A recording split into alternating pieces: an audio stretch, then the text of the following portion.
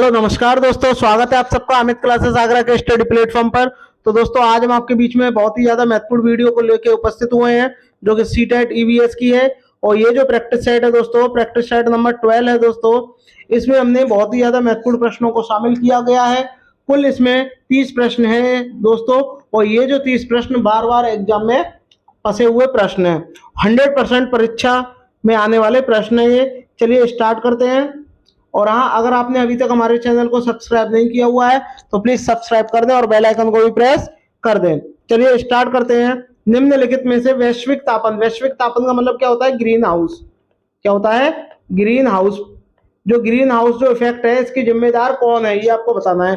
क्या क्लोरोफ्लोरोकार्बन है, क्या मीथेन है, कार्बन डाइऑक्साइड है, ये सभी है। तो सबसे मैं आपको बता दूं, सबसे पहले जो क्लोरोफ्लोरोकार्बन है इसको CFC कहते हैं, मीथेन को CH4 कहते हैं, और ये आपका कार्बन डाइऑक्साइड जो है ये आपका CO2 होता है। ये सारी क्या होती हैं? ग्रीन हाउस गैसें होती हैं। तो इस क्वेश्चन का जो राइट आंसर होगा दोस्तों, वो ऑप्शन नंबर डी के साथ में लॉक हो जाएगा, क्योंकि CFC भी ग्रीन हाउस गैस है, CH4 भी है और CO2 भी है। ये सारी क्या है? ग्रीन हाउस गैसें हैं। एक और होती है दोस्तों जिसका नाम क्या है? N2O, nitrous oxide. चलिए आगे बढ़ते हैं, बात करते हैं इसके कुछ महत्वपूर्ण पॉइंटों की। पृथ्वी पर ग्रीन हाउस गैस की अधिकता के कारण तापमान में क्या होती है? वृद्धि होती है। इसे इसे ही वैश्विक तापन की संज्ञा दी जाती है। बात आती है जो ग्रीन हाउस गैस है ये कहां से निकलती है? जैसे AC हुआ, जैसे CFC जो होती है, CFC ये कहां से निकलती है? ये जितने भी ठंडे करने वाली चीजें होती हैं, जैसे AC हुआ, फ्रिज हुआ, ये सारे यहाँ से क्या निकलती है? CFC गैस निकलती है। Carbon dioxide, methane, nitrous oxide और क्लोरोफ्लोरो, ये सभी गैस क्या है? ग्रीन हाउस गैसें हैं। चलिए बात करते हैं क्वेश्चन नंबर 2। इसमें कहा गया है ध्वनि प्रदूषण नियंत्रण एवं रोकथाम नियम 2001, यानी ध्वनि प्रदूषण का जो रोकथाम का जो नियम है, ज्यादा तेज ध्वनि नहीं होनी चाहिए, इसका जो नियम है ये निर्देशित करता है। क्या निर्देशित करता है? पटाखों के कारण होने वाली ध्वनि, लाउड स्पीकर के कारण ध्वनि प्रदूषण, किसी सभा में तेज ध्वनि का प्रयोग, और B और तथा C। तो देखो, किसी सभा में इतनी तेज ध्वनि का प्रयोग नहीं होता है। आप जानते हो पटाखों की भी ध्वनि तेज होती है, लाउड स्पीकर की भी होती है। तो इसका सबसे बेस्ट ऑप्शन क्या हो जाएगा? ऑप्शन नंबर D हो जाएगा। B और C दोनों। बात करते हैं प्रश्न नंबर 3 की। पानी में पाए जाने वाले रेडियो सक्रिय पदार्थ का अंश का कारण है, बताइए। क्या कैंसर है, आंखों से पानी गिरना, DNA विखंडन, या उपरोक्त सभी? बताइए। देखिए, रेडियो एक्टिव सक्रिय जो पदार्थ होता है ये कई बीमारियां करता है, जैसे कैंसर भी करता है, आंखों में से भी पानी गिरता है और DNA विखंडन भी हो जाता है। तो इस क्वेश्चन का जो राइट आंसर होगा दोस्तों, ऑप्शन नंबर D के साथ लॉक हो जाएगा। बात करते हैं प्रश्न नंबर 4 की। एस्किमो अपने घर जो इग्लू का निर्माण बर्फ में करते हैं, इसका क्या कारण है? बर्फ ठंडी हवा और पानी को अंदर नहीं आने देती, ये तो गलत हो गया। बर्फ की दीवारों के बीच मौजूद हवा, यदि बर्फ की दीवार होगी अंदर से और उसके अंदर जो हवा होगी वो क्या होगी? गर्मी को बाहर जाने नहीं देगी और उनको क्या सर्दी नहीं लगेगी। तो और बर्फ मुफ्त में मिलती है, ऐसा कुछ है नहीं है। ध्रुवीय क्षेत्रों में केवल शब्द दिख गया, गलत हो गया। इस क्वेश्चन का जो राइट आंसर होगा दोस्तों, ऑप्शन नंबर B के साथ में लॉक हो जाएगा। चलिए बात करते हैं प्रश्न नंबर 5 की। प्रश्न नंबर 5 में आपसे बोला गया है कक्षा 5 की पर्यावरण अध्ययन की पाठ्य पुस्तक के एक पाठ में सर्वेक्षण और लेखन पर एक भाग का मुख्य उद्देश्य है, बताइए क्या मुख्य उद्देश्य है? शिक्षार्थियों को, पहला ऑप्शन दिया गया है, शिक्षार्थियों को अवसर उपलब्ध कराना कि वह चीजों को खोजें और सीखें। करेक्ट बात है, ये तो ठीक है। विषय की मूलभूत अवधारणाओं को सीखने में शिक्षार्थियों की मदद करना, शिक्षार्थियों को व्यवहारिक कौशलों में सुधार करना, शिक्षार्थियों के सामान्य जानकारी का आकलन करना। भाई सिर्फ सामान्य जानकारी का थोड़ी ना आकलन करेंगे, और केवल व्यवहारिक से काम चलेगा नहीं।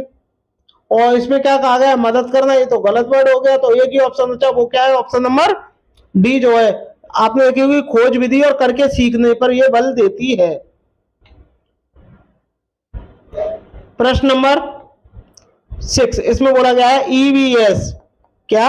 EVS संक्षेपण, संक्षेपण का मतलब शॉर्ट फॉर्म, जो उसकी शॉर्ट फॉर्म है, इसका अर्थ क्या है बताइए।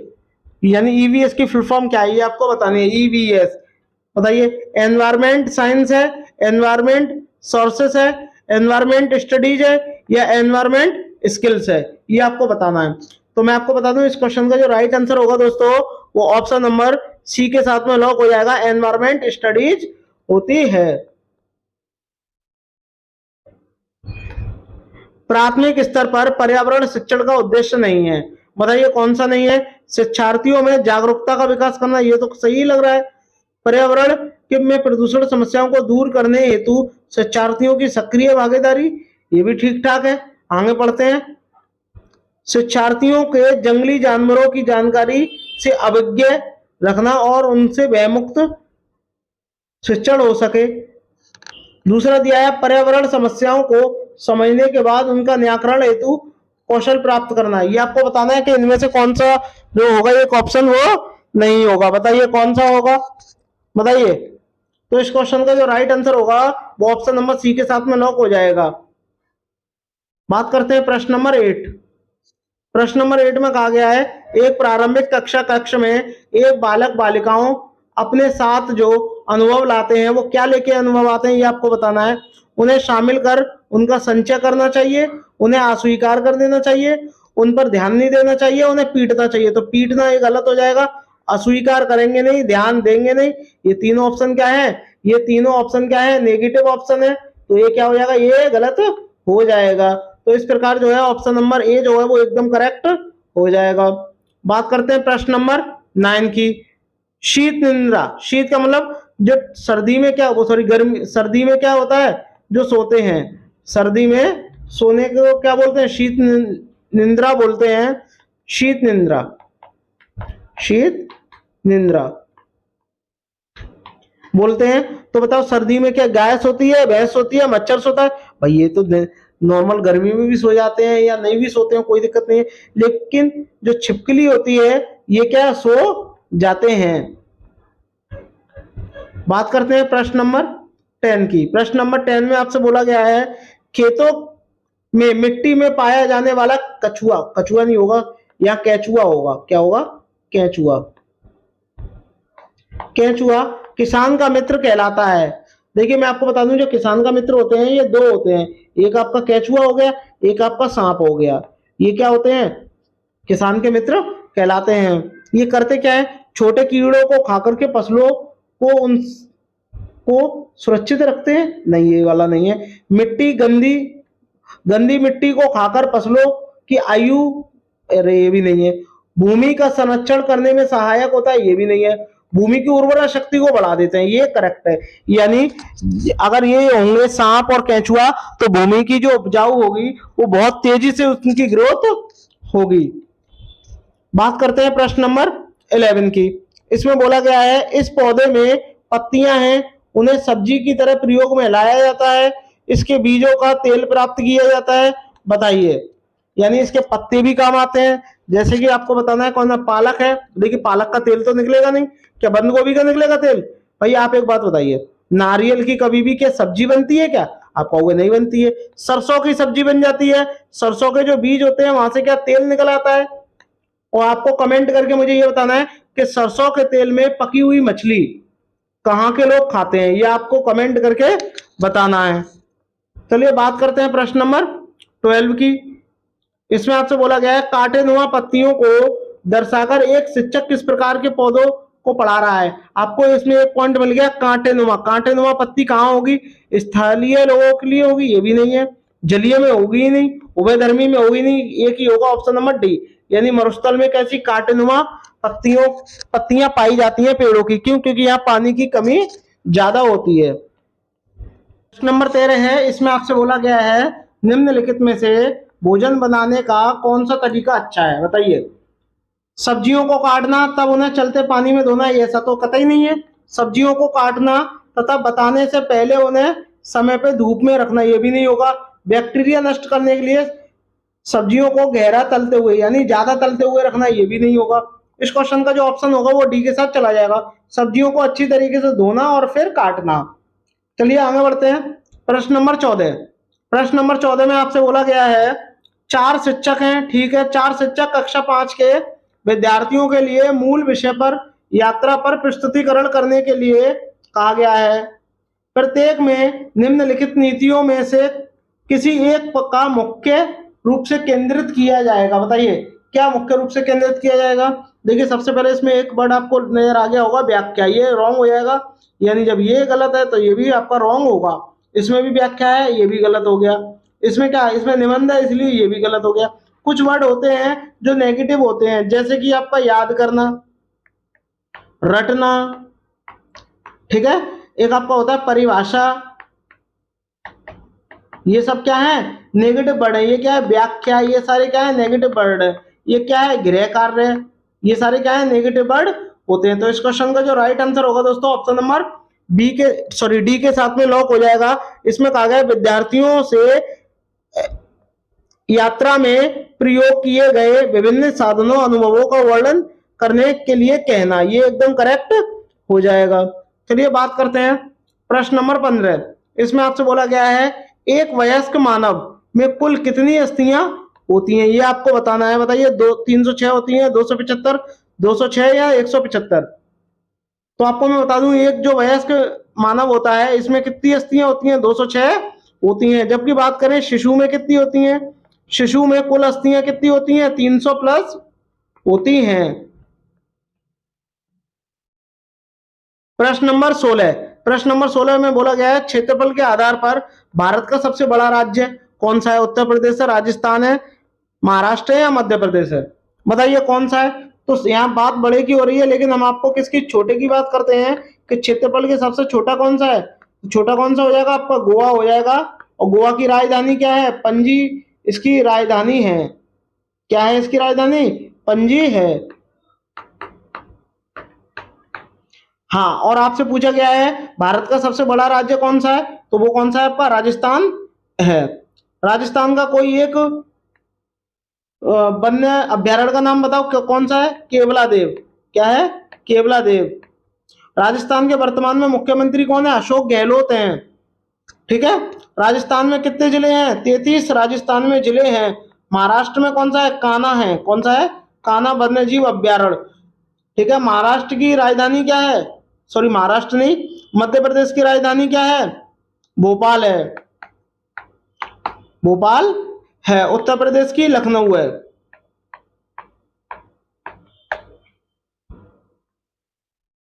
बात करते हैं प्रश्न नंबर 17 की। इसमें बोला गया है इनमें से कौन सा यूनेस्को का विश्व विरासत स्थल नहीं है। अजंता की गुफाएं जो कि महाराष्ट्र में स्थित है, लाल किला नई दिल्ली में है, विक्टोरिया स्मारक कोलकाता में है, काजीरंगा वन्य अभ्यारण्य असम में है। बताना है यूनेस्को की विश्व धरोहर यानी विश्व विरासत है इनमें शामिल है या नहीं है। तो ये आपको बताना है कि कौन सा नहीं है। तो देखो अजंता की गुफा भी है, लाल किला भी है, काजीरंगा भी है। एक नहीं है, वो कौन सा है, विक्टोरिया। ये विश्व धरोहर में शामिल नहीं है। बात करते हैं काजीरंगा की। ये एक सींग के गैंडे के लिए प्रसिद्ध है। किसके लिए प्रसिद्ध है, एक सींग के गैंडे के लिए प्रसिद्ध है। चलिए आगे बढ़ते हैं, महाराष्ट्र की बात करते हैं। एक बर्ली चित्रकारी है, ये कहां होती है, महाराष्ट्र में होती है। बात करते हैं इसके कुछ महत्वपूर्ण पॉइंट की। इसमें कहा गया है विक्टोरिया स्मारक कोलकाता में स्थित है, यह अभी मैंने बता ही दिया है। यह विश्व स्थल में शामिल नहीं है। बात करते हैं प्रश्न नंबर 18। इसमें बोला गया है बर्फ पर अंडे कौन देता है, कौन सा पक्षी देता है, बताओ बर्फ में अंडे। अंटार्कटिक टर्न देता है, हमिंगबर्ड, शुतुरमुर्ग या पेंगुइन। आप जानते हैं बर्फ में कौन रहता है, ठंडे स्थानों पर कौन ज्यादा, कौन सा पक्षी रहता है, वो आपका कौन रहता है, पेंगुइन रहता है। बात करते हैं प्रश्न नंबर 19 की। ऊन प्राप्त होती है, बताइए ऊन कहां से प्राप्त होती है। आपने एक नाम तो सुना होगा भेड़ से, तो भेड़ से तो प्राप्त होगी। अब इनमें से जिसमें भेड़ नहीं है उसे काट दो। तो देखो आपका सी में भेड़ नहीं है, इसको काट दिया, ठीक है। अब बताओ शेर तो ऊन देता नहीं है, तो ये भी काट दिया। गाय बकरी ये कहां से दे देगी, तो ये तो देगी नहीं। तो एक ही ऑप्शन रह गया, कौन सा, ये वाला। भेड़ भी देता है, ऊंट भी देता है और याक भी, इनके बालों से क्या ऊन बनाई जाती है। बात करते हैं प्रश्न नंबर 20 की। मानव शरीर हड्डियों का ढांचा रह जाएगा। कब रह जाएगा, इसका क्या कारण है? लंबे समय तक तंबाकू ग्रहण करना। देखिए तंबाकू अगर करेगा तो उसे क्या हो जाएगा, कैंसर होता है। तंबाकू से क्या होता है, कैंसर होता है। लंबे समय तक शराब का सेवन करना। परिवार द्वारा कहां से आ गया, तंबाकू होगा नहीं। कौन सा ऑप्शन हो जाएगा, ऑप्शन नंबर बी। सर हड्डियों का ढांचा जो होता है सिर्फ हड्डियां ही हड्डियां रह जाएंगी उस ढांचे में। ऐसा किस कारण होता है, जब कोई लंबे समय तक क्या करे, शराब का सेवन करे। बात करते हैं प्रश्न नंबर 21 की। प्रश्न नंबर 21 में आपसे क्या बोला गया है, झंडे के बारे में सही कथन हमें चुनना है। सबसे ऊपर केसरिया रंग होता है, करेक्ट बात है, केसरिया रंग होता है सबसे ऊपर। बीच में सफेद रंग शांति का प्रतीक होता है, ये भी ठीक है। मध्य में अशोक चक्र होता है, ये भी ठीक है। बट वह शांति और खुशहाली का प्रतीक नहीं होता, ठीक है। इसमें क्या होता है, इसमें 24 तीलियां होती हैं। नीचे जो लास्ट का जो हरा रंग होता है वह शांति और खुशहाली का प्रतीक है, ये भी करेक्ट है। यानी तीसरा वाला गलत हो जाएगा, पहला दूसरा और चौथा सही होगा। तो देखो इसमें तीसरा है, इसमें भी एक भी कट जाएगा, इसमें दूसरा ही है केवल। ऑप्शन नंबर डी जो है वो एकदम करेक्ट हो जाएगा। पहला होगा, दूसरा होगा और चौथा होगा। बात करते हैं प्रश्न नंबर 22 की। इसमें बोला गया है इतिहास में पहली परमाणु दुर्घटना हुई, कब हुई थी बताना है ये आपको। 16 अगस्त 1945 को हुई थी, 26 अगस्त 1945 को, 6 अगस्त 1945 को या 8 अगस्त 1945 को। तो इस क्वेश्चन का जो राइट आंसर होगा दोस्तों वो ऑप्शन नंबर सी के साथ में लॉक हो जाएगा। 6 अगस्त 1945 को यह घटना हुई थी। यह घटना जो थी दूसरे विश्व युद्ध के दौरान हुई थी। इस घटना में क्या हुआ था, जो आपका यूएसए है यानी जो अमेरिका है, इसने क्या किया था, जापान पर परमाणु बम गिरा दिया था। जापान में भी कहा, जापान में एक स्थान है जिसका नाम क्या है, हिरोशिमा। हिरोशिमा यहाँ कर दिया था, क्या कर दिया, परमाणु बम गिरा दिया था, जिससे काफी लोगों की जान गई थी। इसका कुछ इंपॉर्टेंट पॉइंट है। इतिहास में पहली परमाणु जो दुर्घटना है वो दूसरे विश्व युद्ध के दौरान हुई थी, ये मैं आपको बता ही चुका हूं। 6 अगस्त 1945 को अमेरिका ने जापान के हिरोशिमा नामक शहर पर क्या, परमाणु बम गिराया था। बात करते हैं प्रश्न नंबर 23 की। इसमें आपसे क्या बोला गया है, मूल्यांकन का मुख्य उद्देश्य क्या है, हमें मुख्य उद्देश्य बताना है। अनुशासन बनाए रखना है, ये भी ठीक है। केवल शब्द दिख गया, गलत हो गया। केवल दिख गया, गलत हो गया। और अधिगम की उपलब्धि जानना और उनमें सुधार करना, ये सबसे अच्छा ऑप्शन है, ये भी करेक्ट है। बट ये उतना अच्छा नहीं है जितना अच्छा ये वाला ऑप्शन है। क्योंकि अधिगम की यानी अधिगम का मतलब होता है सीखने में उसने कितनी उपलब्धि हासिल की है, या बच्चों के बारे में जानना और उसमें सुधार करना। अगर कमजोर है तो उस पर और ज्यादा ध्यान देना। बात करते हैं प्रश्न नंबर 24।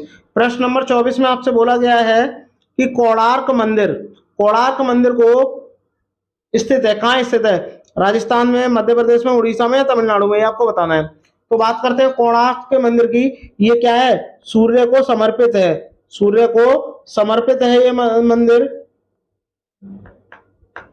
सूर्य को समर्पित है। दूसरा, इसको ब्लैक पैगोडा भी कहते हैं, क्या बोलते हैं, ब्लैक पैगोडा भी कहते हैं।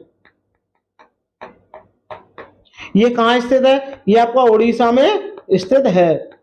और ये किसने बनवाया था, ये गंग वंश के संस्थापक ने बनवाया था, जिसका नाम क्या था, नरसिंह देव था, जिसने यह क्या करवाया था, बनवाया था, नरसिंह देव ने बनवाया था। तो इस क्वेश्चन का जो राइट आंसर होगा वो ऑप्शन नंबर सी के साथ में लॉक हो जाएगा। बात करते हैं कुछ इसके इंपॉर्टेंट पॉइंट की। इसमें आपसे क्या बोला गया है, कोणार्क का सूर्य मंदिर उड़ीसा राज्य के पुरी जिले में स्थित है, ये भी करेक्ट है। इसे ब्लैक पैगोडा भी कहते हैं। यह मंदिर भगवान सूर्य को समर्पित है। इस मंदिर का निर्माण गंग वंश के संस्थापक नरसिंह देव ने कराया था। यूनेस्को द्वारा 1984 में इसे विश्व धरोहर में शामिल किया गया था। ये मोस्ट इंपॉर्टेंट टॉपिक है दोस्तों। चलिए आगे बढ़ते हैं, जो कि हर एग्जाम के लिए बहुत ही ज्यादा महत्वपूर्ण रहने वाले हैं। चलिए बात करते हैं प्रश्न नंबर 25। प्राथमिक स्तर पर पर्यावरण अध्ययन की पाठ्य पुस्तक में निम्नलिखित में से कौन सी विशेषता नहीं होती, हमें नेगेटिव चाहिए, ठीक है। ऐसी कौन सी विशेषता है जो पर्यावरण की पाठ्य पुस्तक में नहीं है। यह शिक्षार्थियों के वैविध्यपूर्ण पृष्ठभूमि की जरूरत को पूरा करता है, ये तो ठीक ठाक है। यह वास्तविक कहानियों और घटनाओं को शामिल करता है, ये भी ठीक है। यह परिभाषा और अमूर्त अवधारणाओं कि व्याख्या। देखिए परिभाषा भी रॉन्ग वर्ड होता है, व्याख्या भी होता है, तो आपको आगे पढ़ने की जरूरत ही नहीं है। ऑप्शन नंबर सी है जो है वो एकदम करेक्ट हो जाएगा। प्रश्न नंबर 26, इसमें आपसे बोला गया है यदि 1 महीने के लिए बिजली ना हो तो हमारा जीवन किस प्रकार प्रभावित होगा। इस प्रश्न को पूछने का उद्देश्य है, क्या उद्देश्य है प्रश्न को पूछने का? ठीक है, शिक्षक पूछ रहा है अपने बच्चों से कि यदि 1 महीने तक बिजली नहीं आएगी तो हमारा जीवन कैसा होगा, उस पर क्या प्रभाव पड़ेगा। तो इस प्रश्न को पूछने का शिक्षक का क्या उद्देश्य है ये आपको बताना है। बिजली के स्रोतों के बारे में शिक्षार्थियों को बताओगे, ऐसा तो नहीं है। शिक्षार्थियों को कल्पना, यानी जब उन्हें बताओगे कि भाई ऐसा क्या प्रभाव पड़ेगा, तो बच्चे क्या करेंगे, सोचेंगे, कल्पना करेंगे, चिंतन करेंगे, तो उनमें क्या होगा, चिंतन कौशल का क्या हो जाएगा, विकास होगा। शिक्षार्थियों को सामान्य जानकारी का आकलन, ये गलत हो जाएगा। समुचित तरीके से बिजली का प्रयोग करने, ऐसा कुछ नहीं है। वेस्ट थोड़ी ना कर रहे हैं वो बिजली को, कि उन्हें तरीके बताएंगे। ऑप्शन नंबर जो बी है वो एकदम करेक्ट हो जाएगा। वो क्या करेंगे, कल्पना करेंगे, सोचेंगे। बात करते हैं प्रश्न नंबर नेक्स्ट की। क्वेश्चन नंबर 26 है, इसमें आपसे बोला गया है मृत सागर क्या है, ये आपको बताना है। बताइए मृत सागर क्या है, ये आपको कमेंट करके मुझे बताना है कि मृत सागर किसे कहते हैं। तो इसका पहला ऑप्शन है, पहला ऑप्शन इसमें दिया गया है ऐसा सागर जिसका पानी क्या हो, जहरीला हो, पहला ऑप्शन है। दूसरा है ऐसा सागर जो सभी सागरों महासागरों से ज्यादा क्या हो, नमकीन हो। तीसरा ऑप्शन है ऐसे सागर जिसमें ज्वार भाटा बहुत तेजी से आते हो। और चौथा ऑप्शन है ऐसा सागर जिसमें जहाज चलाना खतरनाक हो। तो ये आपको बताना है कौन सा होगा। जल्दी से कमेंट करिए और मुझे बताइए इस क्वेश्चन का राइट आंसर क्या होगा। कमेंट करिएगा, जल्दी से जल्दी कमेंट करिएगा सभी बच्चे कि इस क्वेश्चन का जो राइट आंसर है वो क्या होगा।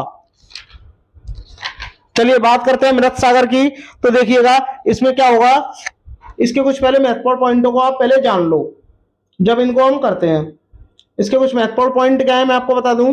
मृत सागर जो समुद्र तल से 400 मीटर क्या होगा, नीचे होगा, 400 मीटर क्या होगा, अंदर होगा। इसे दुनिया का सबसे निचला बिंदु भी कहते हैं। ठीक है, इसमें मछली जीवित नहीं रह सकती, यानी बचेगी ही नहीं। मृत सागर में प्रचुर मात्रा में खनिज पाए जाते हैं। ये आपने पढ़ लिया। अब आप इसका आंसर तुरंत दे दोगे जल्दी से जल्दी। बताइए इसमें कहा है ऐसा सागर जिसका पानी जहरीला हो, ऐसी तो कोई बात ही नहीं है। ऐसा सागर जो सभी सागरों महासागरों से ज्यादा क्या हो, नमकीन हो, ऐसा तो हो सकता है। ठीक है, क्योंकि सागरों का पानी नमकीन ही होता है। ऐसा सागर जिसमें ज्वार भाटा बहुत, जब नीचा है 400 मीटर जब नीचा है तो ज्वार भाटा का क्या पता चलेगा। ऐसा सागर जिसमें जहाज चलाना खतरनाक, जहाज चलेंगे ही नहीं। तो ऑप्शन नंबर जो बी है वो एकदम करेक्ट हो जाएगा।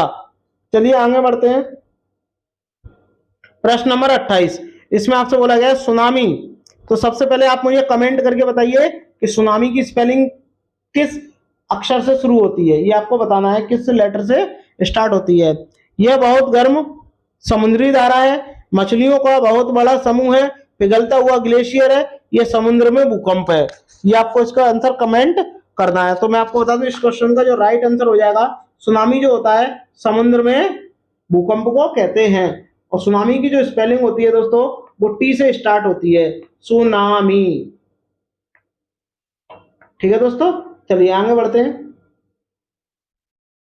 हाँ, इसका कुछ महत्वपूर्ण पॉइंट और है। सुनामी जापानी भाषा का शब्द है। ठीक है, इसका अर्थ होता है तट पर आती हुई या आने वाली लहरें। प्रश्न नंबर 29, प्रश्न नंबर 29 में बोला गया है सामाजिक विज्ञान के संदर्भ में पर्यावरण अध्ययन पठन का निम्नलिखित में से कौन सा उद्देश्य नहीं है। आपको इसमें से नेगेटिव ढूंढना है, तो तुरंत चेक कर लो कौन सा है। भाई गतिविधियों का विद्यमान करना, ये भी करेक्ट है। बच्चों को सामाजिक जिम्मेदारी के साथ बढ़ते हुए योग बनाना, ये भी ठीक है। संस्कृति अभ्यास विविधता, ये भी ठीक है। परिभाषा याद, ये रॉन्ग वर्ड होते हैं, मैं आपको कितनी बार बता चुका हूं। तो ऑप्शन नंबर जो ए है वो एकदम करेक्ट हो जाएगा। चलिए बात करते हैं प्रश्न नंबर 20 की। प्रश्न नंबर 20 का कमेंट करके आंसर बताइए क्या होगा। इंद्रवती राष्ट्रीय उद्यान जो है वो किस प्रदेश में स्थित है, क्या छत्तीसगढ़ में, उड़ीसा में, मेघालय में या उत्तराखंड में। ये आपको कमेंट करके बताना है कहाँ स्थित है। तो बात करते हैं हम उत्तराखंड की दोस्तों। उत्तराखंड में क्या स्थित है, फूलों की घाटी। क्या है, फूलों की घाटी जो है वो कहाँ स्थित है? उत्तराखंड में स्थित है। बात करते हैं मेघालय में। मेघालय में क्या है? घटपर्णी। घटपर्णी पौधा जो है वो है, घटपर्णी पौधा। और ये कहाँ कहाँ पाया जाता है ये आपको कमेंट करके मुझे बताना है। उड़ीसा में क्या है? कोणार्क का सूर्य मंदिर। क्या है? कोणार्क का सूर्य मंदिर। मैंने अभी अभी इसे बताया था, यह गंग वंश के संस्थापक नरसिंह देव ने बनवाया था। बात करते हैं छत्तीसगढ़ की।